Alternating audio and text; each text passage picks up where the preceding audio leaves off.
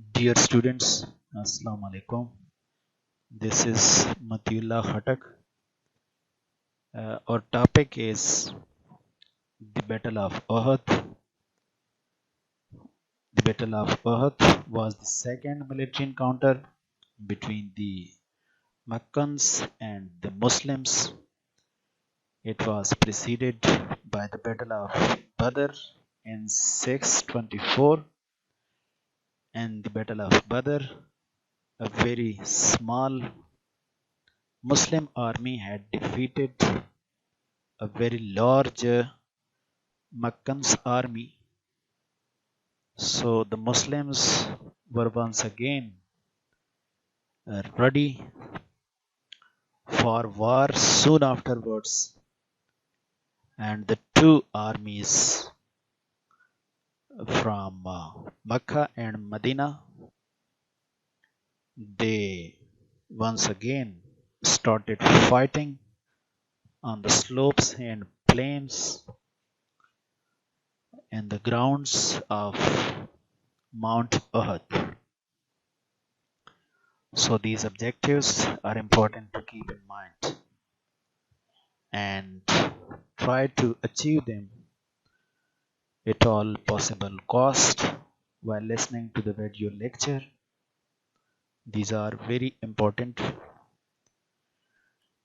In our previous presentation, we learned that the Quraysh were highly excited and that they had killed Muhammad sallallahu alaihi wasallam, and they kept shouting. They shouted it repeatedly, which led to losing the courage of the Muslim warriors. It was at this very moment that Muhammad sallallahu alaihi wasallam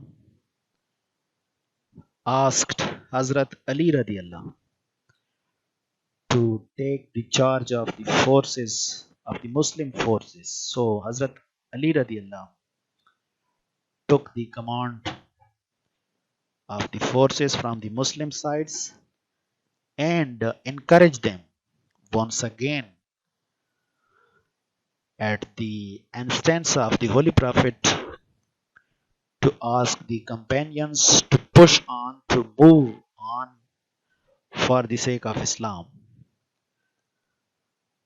And in today's lecture, we'll see what happens next. So, there were many companions of the Holy Prophet who were of the opinion that there is no purpose in fighting the battle at all if the Holy Prophet had been killed by the Quraysh. It was at this juncture, at this moment. So juncture means at this moment, at the instance of the Holy Prophet, at the instruction, at the directions. Instance, students, means at the directions, instructions of the Holy Prophet, that Umar radiallahu shouted back at the Quraysh and said that the Holy Prophet was very much alive. So Umar radiallahu, note this point that it was Umar radiallahu.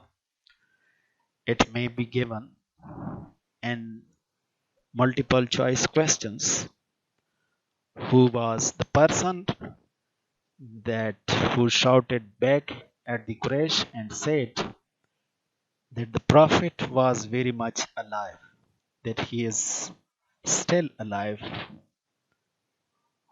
Hearing this, the Muslim forces once again regained strength and started fighting against the Quraysh. So the Holy Prophet, on regaining full consciousness, Consciousness means when he came to his senses again, the Holy Prophet charged Ali to launch a counter attack against the Quraysh. So the Holy Prophet gave this command, gave this task, this assignment to Hazrat Ali radiallahu to launch to a counter attack to start an opposing defensive attack against the Quraysh. Ali radiallahu rallied, gathered, brought together the Muslims. So Hazrat Ali radiallahu succeeded, managed to bring them together once again, gathered them once again, the Muslim warriors, and exhorted them and said to them with a lot of emphasis, asked them to fight for the glory of Islam, that they should fight for the sake of Islam, and fell upon the enemy like a thunderbolt. So this is simile. They fell upon the enemy suddenly and violently. Thunderbolt is here symbolic, which means suddenly and violently with a lot of force. When Ali radiallahu broke his sword, Ali radiallahu, when he was fighting violently against the enemy. His sword broke while fighting. The Holy Prophet sent him his own sword. The Holy Prophet, when he came to know that he had broken his sword, he sent his own sword to Hazrat Ali radiallahu. So keep this in mind. Who had broken his sword while fighting? It was not Hazrat Umar radiallahu anhu, not Hazrat Abu Bakr Sadiq radiallahu anhu, or Usman Ghani radiallahu. It was Hazrat Ali radiallahu who broke his sword while fighting. These are important points which needs to be kept in mind.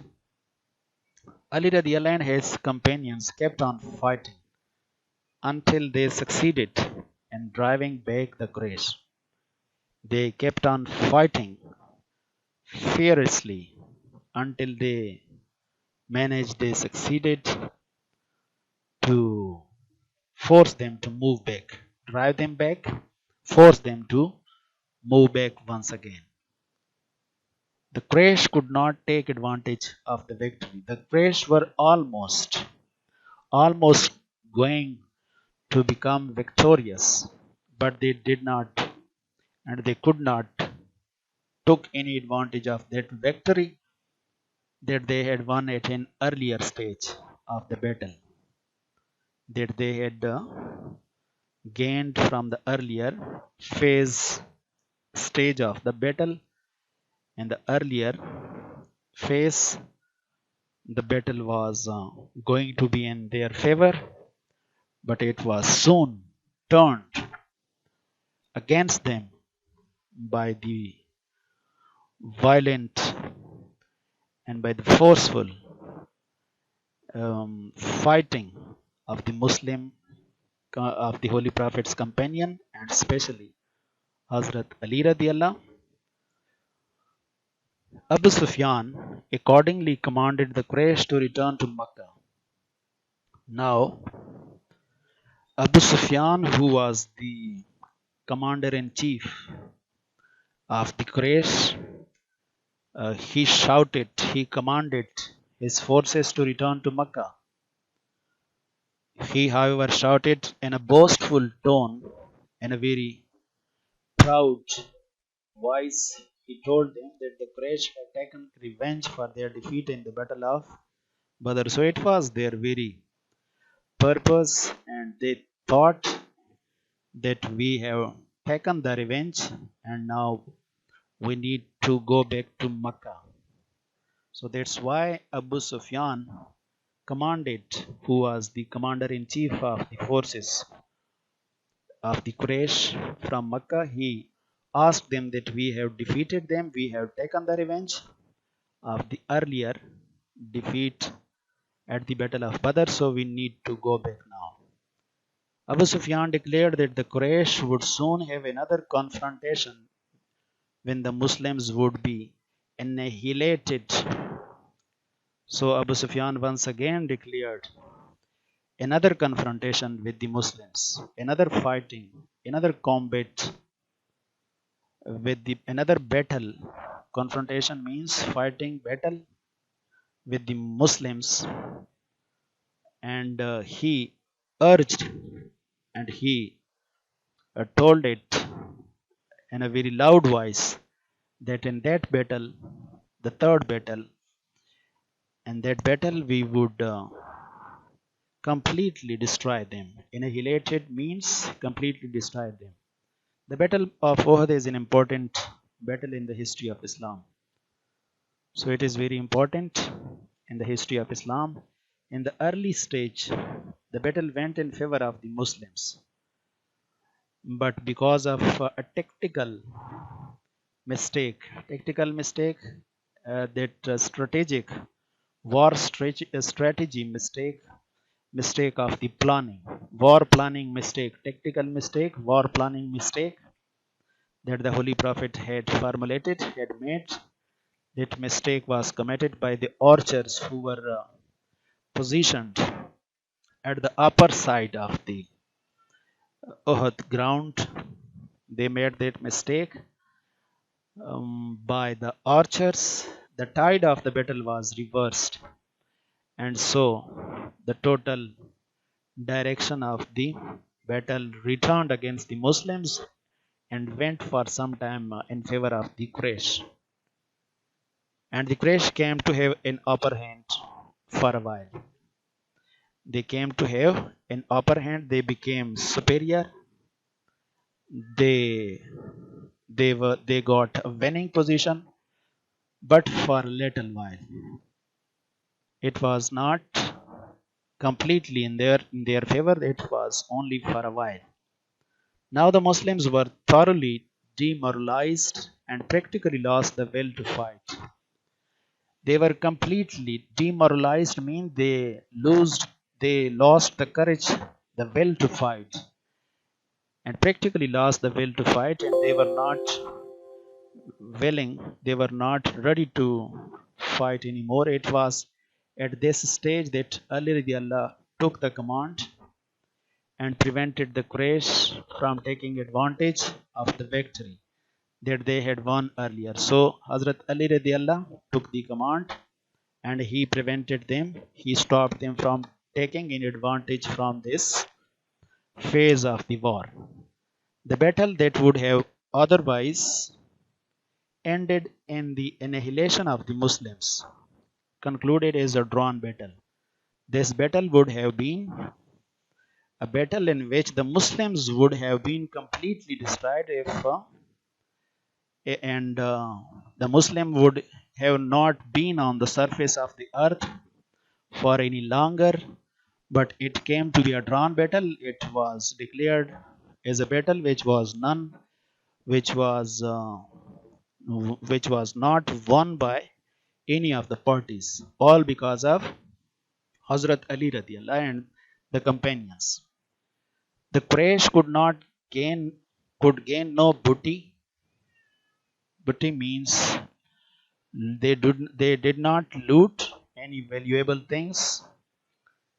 They could not make any Muslim captive. They could not make any Muslim.